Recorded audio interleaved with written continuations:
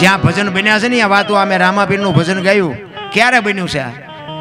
હરભુજીએ ગાયું છે, એમના માસીના દીકરા ભાઈ રામદેવજી બાપાના માસીના દીકરા ભાઈ હરભુજી એને આ ભજન ગાયું છે.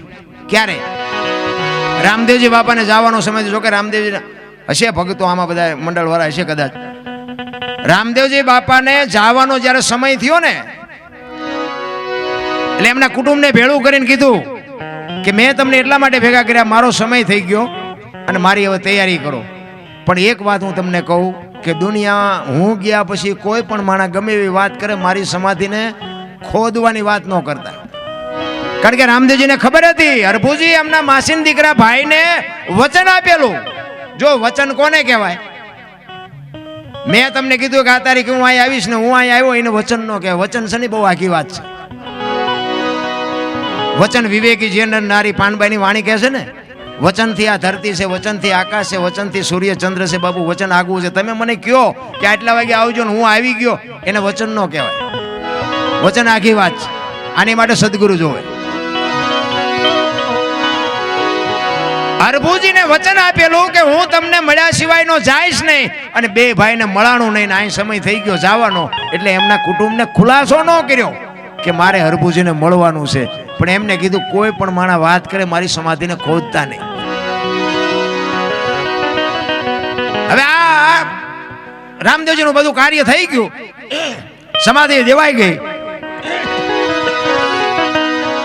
અને ઉડતી ઉડતી વાત હરભુજીના કાને પડી કે રામદેવજી બાપા સ્વર્ગસ્થ થઈ ગયા. હરભુજી ના પાડે છે, ખોટી વાત, હું માનું જ નહીં. એ તો વચનનો પાકો સિદ્ધ પુરુષ છે. ભલા માણસ મને કીધું છે કે મળ્યા વગર જઈશ નહીં, અને કોઈ દી જાય જ નહીં. ખોટી વાત. એટલે કોકે કીધું પણ અમે ત્યાં જ હતા, મુઠ્ઠી માટી મેં હોત નાખી હતી, હું ત્યાં જ હતો. તો હરભુજી કહે છે હું ત્યાં રણુજા જાઉં અને પાકું કરું પછી મને હા થાય, બાકી તમારું કીધું હું ભલે માટી નાખ્યું હોય, બાકી હું માનું નહીં. રામદેવજી બાપા બાપુ કેવો સિદ્ધ પુરુષ છે. આંકડા તો કાઢો મારા રામ. અને આપણી ધરતી કેટલી પવિત્ર છે બાપુ. જન્મ ભૂમિકા ક્યાં છે? આવતો રહ્યો અહીંયા. આનો આપણને બાપુ ખુમારી હોવી જોઈએ, આનો પાવર હોવો જોઈએ. એટલે હરભુજી ત્યાંથી ઘોડો લઈને નીકળ્યા રણુજા આવવા માટે, અને રણુજાના સીમાડે રામદેવજી બાપા ઘોડા ચરે છે, રામદેવજી બાપા સામે લીમડાના સાહે બેઠા છે. અને અહીંયા બાપુ આ હરભુજીએ ભજન કરેલું. હરભુજીને હૈયે હરખ અપાર ઘોડલા ચરંતા દીઠ્યા રામા પીરના, અને તેથી હેતે ને પ્રેતે ભાઈઓ દોનું ભેટ્યા કરી કહુંબા તણી મનવાર. અહીંયા બે જણા ઉતરી, એ ઘોડેથી ઉતરીને બે જણા બથું ભરીને ભેટ્યા. અને પછી બાપુ કહે છે હરભુજી કે મેં તો આવી વાત સાંભળી હતી. રામદેવજી બાપાએ વાતનો બધો ગોળો ટોળો કરી નાખ્યો. દેશ ને દુનિયા છે ગમે એવી વાત કરે, કહુંબો કેદુનો નથી પીધો, આ કહુંબો બનાય, કહુંબો બનાય. વાત આખી ફેરવી નાખી. એ કહુંબો પીધો, કહુંબો પી અને પછી રતન કટોરો, અમલની ડાબલી, વીર ગેડીઓ અને અભય હંસળો, આ ચાર વસ્તુ સમાધિમાં મૂકેલી. એ ચાર વસ્તુ રામદેવજી બાપા હરભુજીને આપે છે ને એ કહે છે તમે જાઓ, હું પછી આવીશ. હવે અહીંયા ગામમાં શોકગ્રસ્ત ડાયરો બેઠો છે અને ઊભી બજારે બગાડ ધાટ કરતો ઘોડો આવતો હતો. આખો ડાયરો વિચાર કરે કે આને ભાઈ જો ભાઈ વી ગયો, આને શરમ નહીં આવતી હોય ઘોડા ઉપર બેન હાલ્યો. હવે અહીંયા આવ્યા અને અહીંયા આવીને કીધું કે શું બધા બેઠા હોય, કે શું ભલામણા ગાંડા જેવી વાત કરે. રામદેવજી વી ગયા 3 દી થયા, તને ખબર નથી? હરભુજી દાંત મીઠા કાઢો કે રામદેવજી તો પણ મને અટાણે સીમાડે ભેગા થયા. એ કે આખું ગામ ખોટું તું એક હાચો. હવે આ ચાર વસ્તુ આપી હતી એ હરભુજીએ બાપુ બતાવી અને બધાને શંકા જાગી કે આપણે સમાધિ દઈને આવતા રહ્યા. પછી રામદેવજી બાપા બહાર નીકળી ગયેલા, હાલો ખોદવા જવું.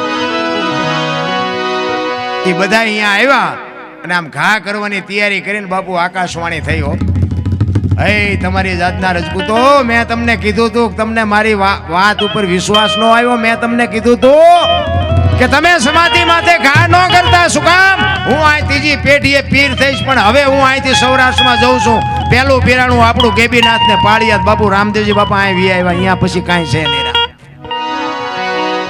બાકી રામદેવજીના જો શબ્દ બાપુ પર ભરોસો રાખ્યો હોત ને તો રાજસ્થાન આજ હોનાનું હોત. બાપુ રામદેવજીનો એવડો પ્રતાપ. આજ આપણે આ કચ્છ કાઠિયાવાડ ને સૌરાષ્ટ્રમાં જોવો ને, કોઈ ગામ એવું નહીં હોય કે રામદેવજીનું મંદિર ન હોય, નેજો ન હોય, કે રામદેવજીનું મંડળ ન હોય, એવું કોઈ ગામ નહીં હોય. આંટો મારવો હોય તો મારી જોજો.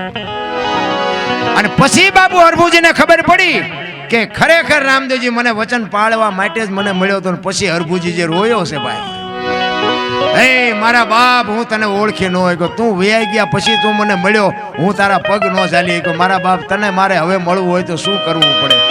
તેથી આકાશવાણીમાં રામદેવજી હરભુજીને કહે છે કે ચોખા ઘીની જોત કરજે, થોડી ધજા ચડાવજે, ગુગળનો ધૂપ કરજે અને મારા નામના 5 ગાણા ગૌરવજે. હું કોઈ પણ સ્વરૂપે આવીશ, તમને ભરો હોય કે ન હોય અમને ખબર છે કે આમાં ક્યાંક બેઠો છે, વાત પાકી છે. અને પછી બાપુ ઈ કે હવે હું નહીં આવું, જોત ઉપર ભરોસો રાખજે, હવે હું નહીં આ દુનિયામાં આવું. चैनल को सब्सक्राइब करो पहले, हाँ जल्दी करो, मुझे पता है कि आप लोग नहीं करते हो, वीडियो देखते हो लेकिन सब्सक्राइब नहीं करते. ये लाल कलर का बटन नहीं से दबाओ, जल्दी दबाओ, जल्दी दबाओ, फिर मैं शुरू करूँ. दबा दो जल्दी, दबा दिया, घंटी भी दबा देना.